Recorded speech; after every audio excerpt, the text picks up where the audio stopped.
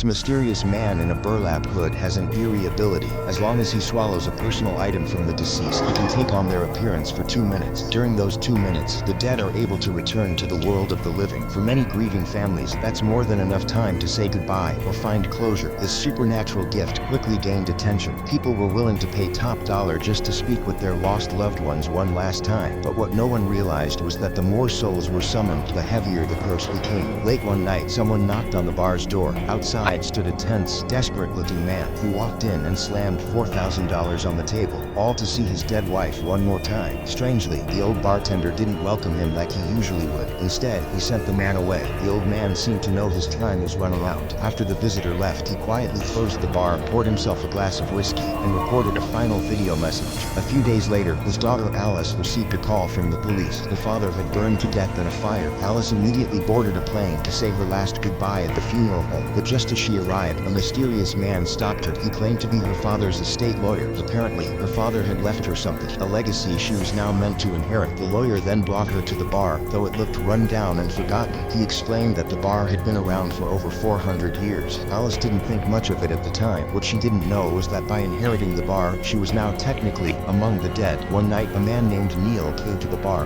He too wanted to see his late wife. He placed $4,000 on the counter without hesitation. Alice was tempted. The next night, at midnight sharp, Neil returned to the bar. Alice used a key to unlock an old wooden door that led to the basement. The passageway was pitch black. As they stepped inside, there wasn't a soul in sight, just 2 chairs in the middle of the room, neatly arranged. Beside them stood a bizarre statue clutching its own severed head, and in the back wall, a gaping, jagged hole. Neil called into the darkness, but nothing answered. Alice and her best friend giggled nervously. The whole thing felt a little absurd. Thinking maybe he'd done it wrong, Neil asked Alice to perform the summoning instead. That's when things turned chilling. From the hole in the wall, a faint shadow began to emerge. A withered, skeletal hand crept out. A figure followed, its head covered in a rough gray sack. The sack-headed creature stumbled fully into the room, yet Neil didn't seem scared. Instead, he begged the creature for help, but it ignored him completely and started walking straight toward Alice. Frightened, Alice told it to back off. To her surprise, the creature actually stopped. It seemed to recognize her as its master. Testing this theory,